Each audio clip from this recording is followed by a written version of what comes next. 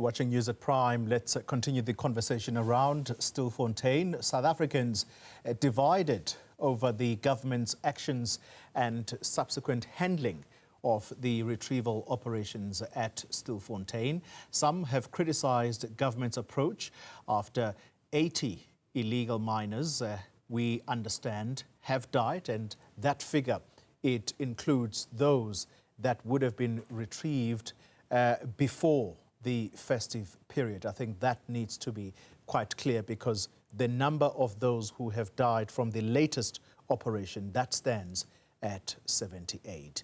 Let's look now at government's handling of this matter, and to help us do that is marketing communications coach Clive Simpkins, and we're also joined, we're hoping to be joined by public interest founder, and that is Tebogo Khaas. In fact, I'm told that he is with us now. And we also have documentary and filmmaker and social activist Rehad Desai.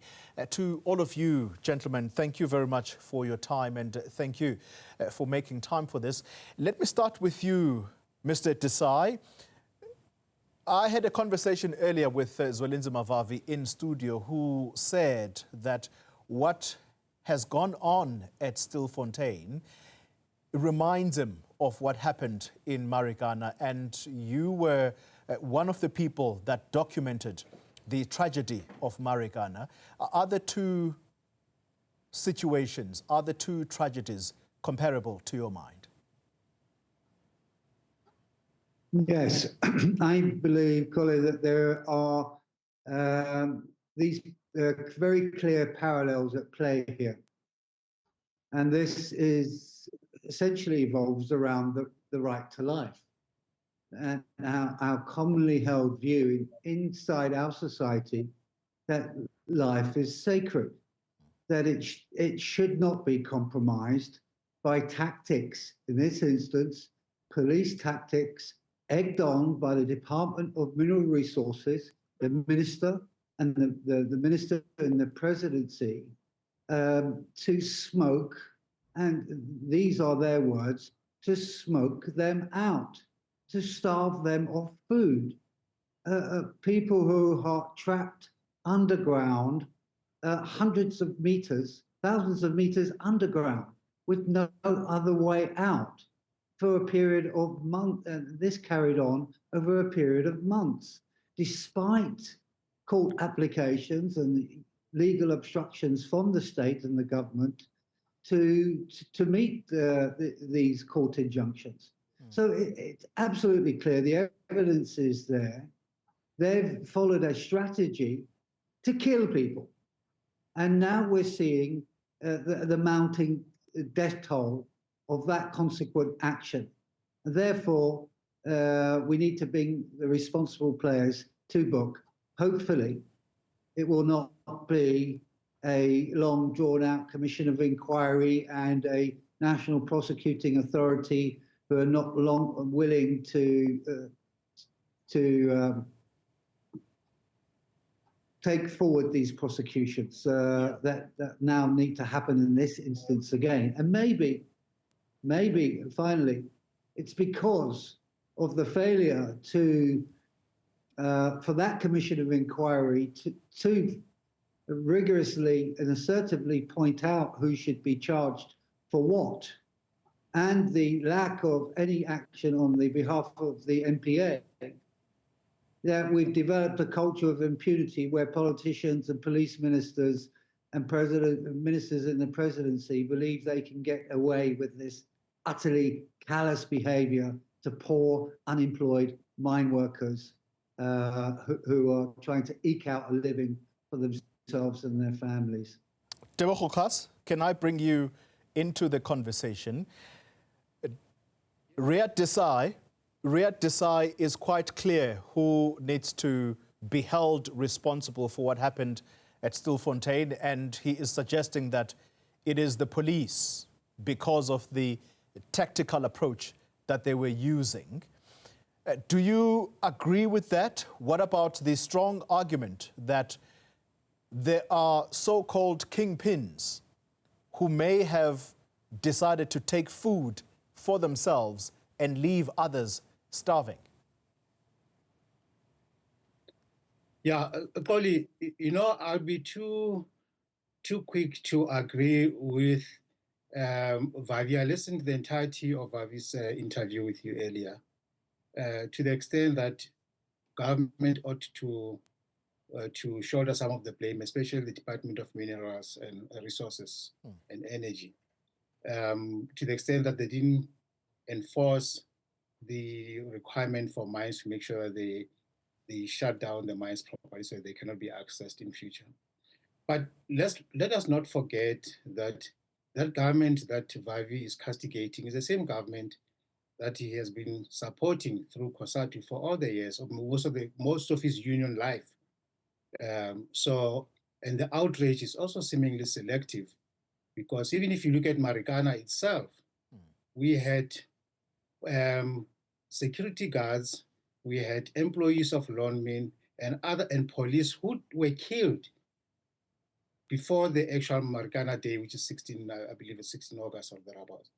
And there was very selective in terms of the outrage that also came. The focus was only on the miners who were killed by police, unlawfully so, at the Kopi Abili. And even now, we don't really hear Vavi and them offering a solution as to what, to start with, police ought to have done, which they did not do, to the extent that police wouldn't just willy-nilly go down into a mine without taking precautions, because police are not trained to navigate that terrain. And they are also human beings, as you and I. If we talk about human rights, we must not be selective and talk about the human rights of those who find themselves out of their own volition taking the risk that they did. Because if you do take the risk, you must also take the consequences of that risk. Yeah. And you cannot then impose that to people to willy-nilly come down when they are not prepared or they are not trained to do that way. But be that as it may, even the bodies that have been recovered, let us not rush, because we don't know what the autopsy results will say. Were these people killed from gunshot? Because, as you rightly put, there are mafias, there are people who control the dungeon down there, we believe. Yeah. Were they gunshot wounds? Were they stabbings? Were they suffocated? Did they die from dehydration, from lack of food? Or how did they, and also importantly, when did they die? We know over years we've heard of reports, whether it's in Benoni or somewhere in the East End, you hear bodies being dispatched, bodies being thrown, bodies being taken out from the mines, illegal mining, and thrown on the roadside for people to pick. So there also are murderers who are also housed down there underground. So let us, I would caution Vavi not to be selective in his outrage, or those who want to join into the bandwagon, especially COSATU and Vavi himself, because they've encouraged, they ought to have known and prepared for this eventuality, that mines will be shut down at some point. The resources are not finite. Are finite. They are not infinite. In other words, there'll come a time where they are no longer feasible to mine, or there are no minerals to mine at some point. And they used investment vehicles. What happened to those investment vehicles? Were they not used to invest, to create opportunities for instances when mine workers will be left in the ledge or would be unemployed? We don't hear much about that. We don't hear Vavi and his cohort pointing fingers amongst themselves. What happened to those funds that were put into mine workers' funds that were put in those unions? Instead, we've seen oligarchs enriching themselves out of the proceeds of the sweat of the miners. And we really don't even hear Vavi and union members talking about what is happening in Lily Mine, where we had employees who are still today, they are buried underground.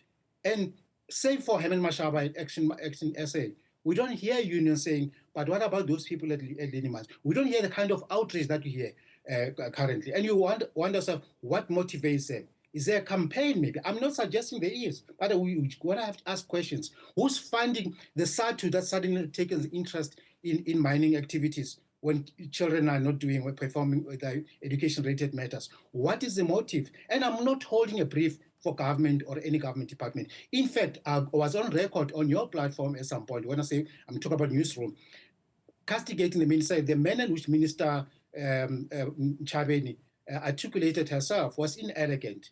But quite honestly, we have to draw a line as to how long are we going to perpetuate this type of illegality, which has got consequences. We have relatives who stay in those areas where their houses are now collapsing.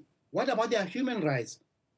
We don't hear the COSATUs going there and saying, or the SATUs going there and say, yes, we also care about the human rights of these people. But then again, one life lost is one life lost too many if it can be preserved. Yeah. But it hasn't, we have to calculate the risk. All right. Clive Simpkins, let's bring you into the conversation from a strategy and image point of view.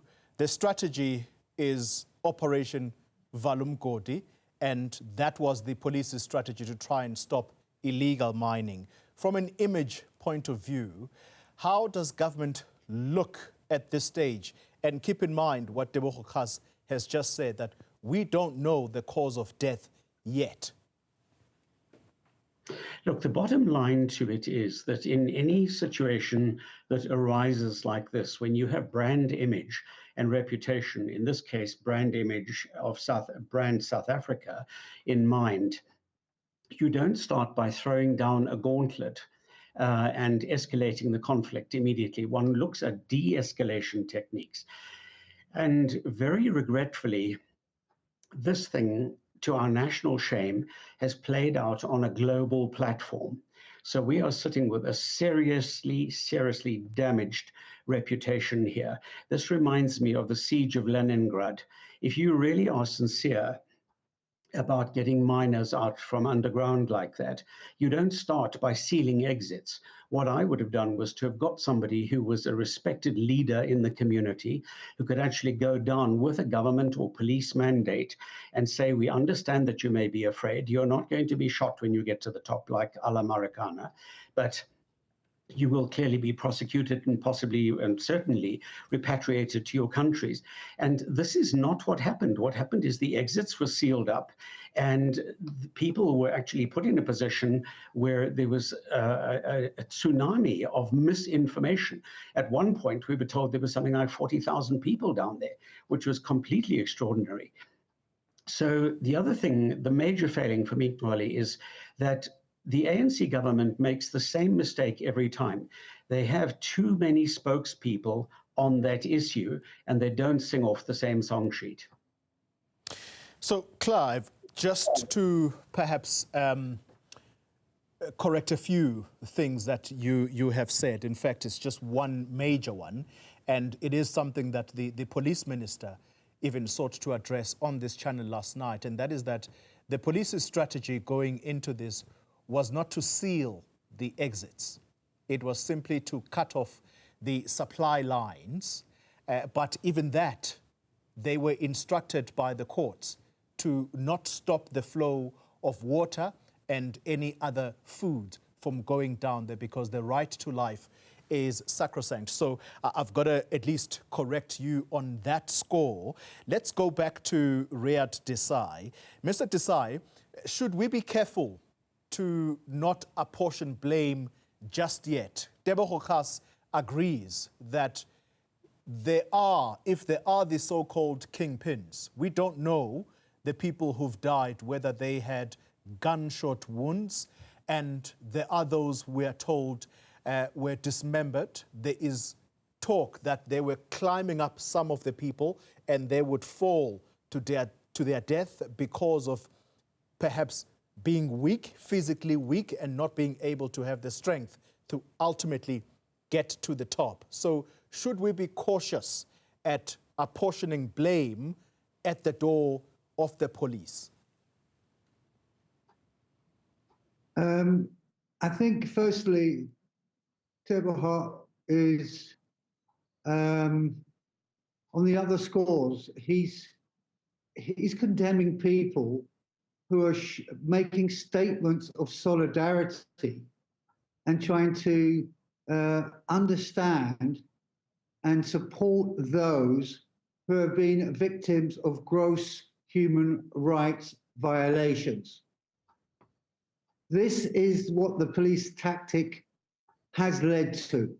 If we are to believe what statements that have come out from those people trapped inside, and from their families, and I think there's every reason to believe them, that people were suffering from dehydration and starvation.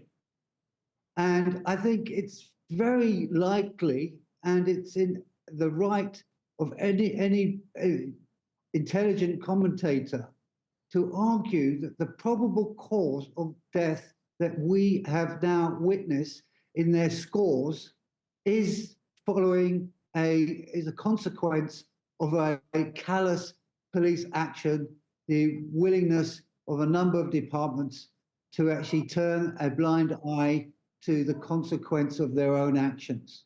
So I think Tebogo is barking up the wrong tree in many ways. Yes, this has to be taken to court. We have to have forensic pathology to determine what the cause of death is.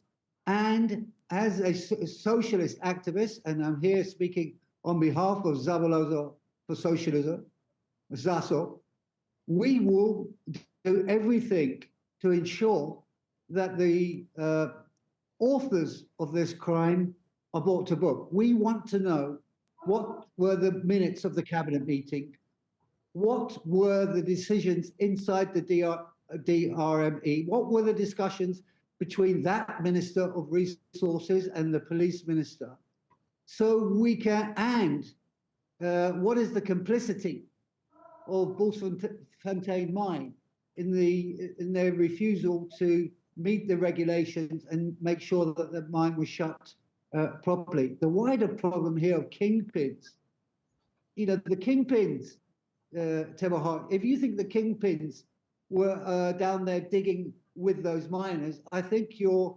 absolutely mistaken. They're on the ground, on the surface, driving around in fancy air-conditioned cars with nice suits. They're inside all top echelons of our government.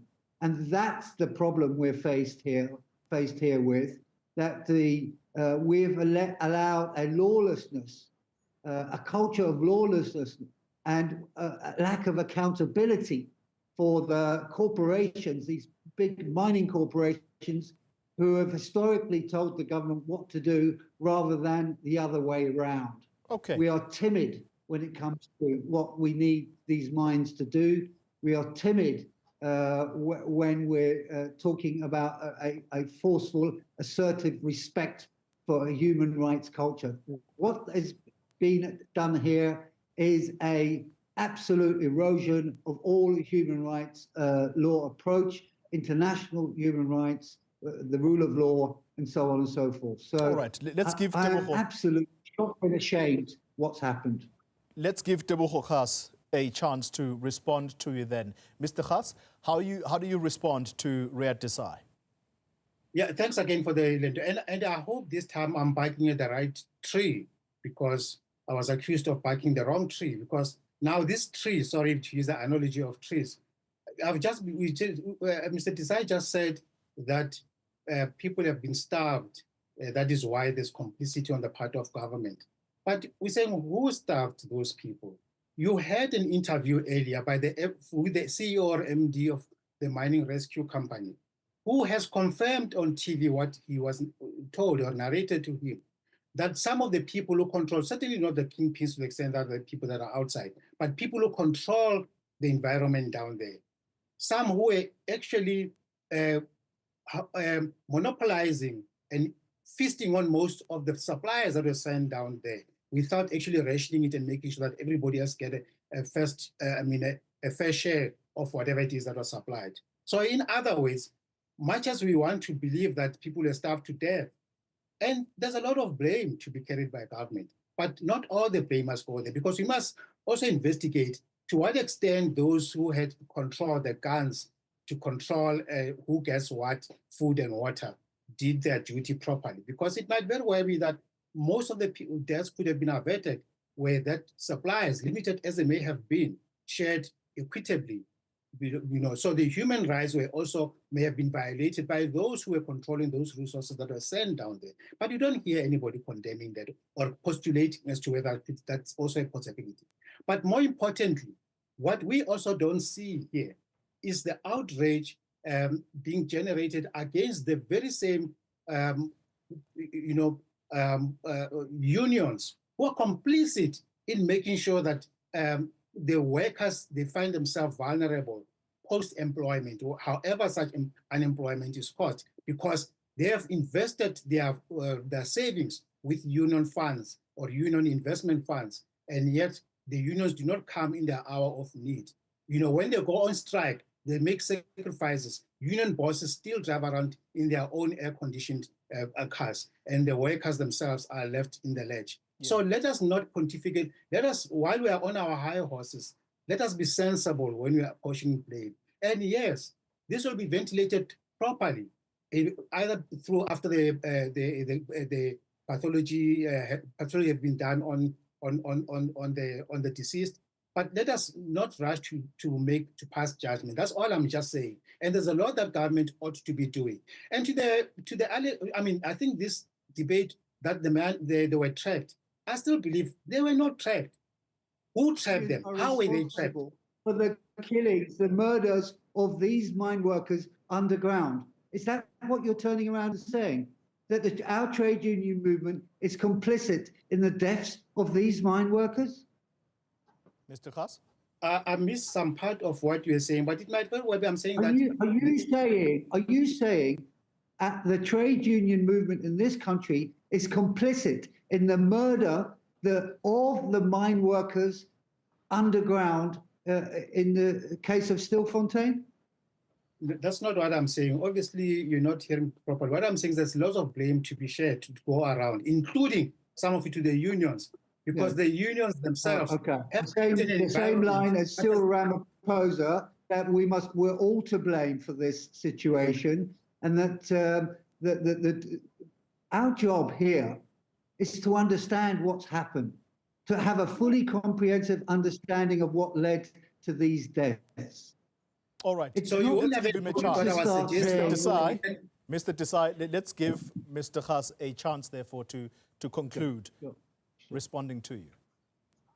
Yeah, all I'm saying is that there's a lot of blame to go around, and government bears a lot of responsibility, including the mines themselves, whose responsibility it is to ensure that the mines are shut properly after they are no longer in operation, which clearly they have failed to do. We must be picketing at mine investment companies or owners of those mines. So what have you done? What are you doing to make sure that you redress the injustice that you have caused, where people who are vulnerable find themselves going back into those disused shafts where they are now left in a ledge? And again... Gentlemen, I'm sorry, Mr. Khaas, I've got to also give Clive Simpkins an opportunity, just closing remarks. Clive, something was said earlier by Mr. Vavi that the mixed views, and very strong at that, from ordinary South Africans who are saying, what were you doing in South Africa in the first place without papers and conducting illegal work? We shouldn't help you. He says that is the wrong way of thinking. And I would like to ask of you whether the image of South Africa being a xenophobic country, does that come back to haunt us now? But also importantly, how is it possible that it's only government that carries the can here when you have a company that has now been mentioned by the Minister of Mines, Stilfontein Gold? He says that they are the owners of that mine, and based on what he's saying, they are still very much operational. You know, I can't comment on even the xenophobic factor, because I was reading some heartbreaking stories today by women in the little informal settlements around Stilfontein, saying that their partners, for example, really didn't want to go down underground for 3 months at a stretch. But from an economic point of view, they have no alternatives. And she went on to say a very interesting thing. She said, what we are doing is we're effectively learning from the people from other countries who have done this before and who are passing these skills onto our own people. So, you know, take that or leave that. I think the bottom line to it for me, and this whole thing revolves around one very simple concept, which we learned during the Oscar Pistorius murder trial, and that was dolus eventualis. In other words, the government starts a process, and if the slightest bit of logic was applied, they could see how that was going to play out and what the eventuality would be. And that's what we're sitting with today. So indeed, smoke them out. And now here we sit with the consequences that if one looked at it more intelligently in the beginning, could have been foreseen. Clive Simpkins, thank you very much for your time and contributions to this discussion. Marketing and communications coach and public interest South Africa founder, Tebogo Khaas. Thanks indeed for your contribution, and documentary and filmmaker and social activist, Rehad Desai. Thank you very much for your contributions. Thanks indeed.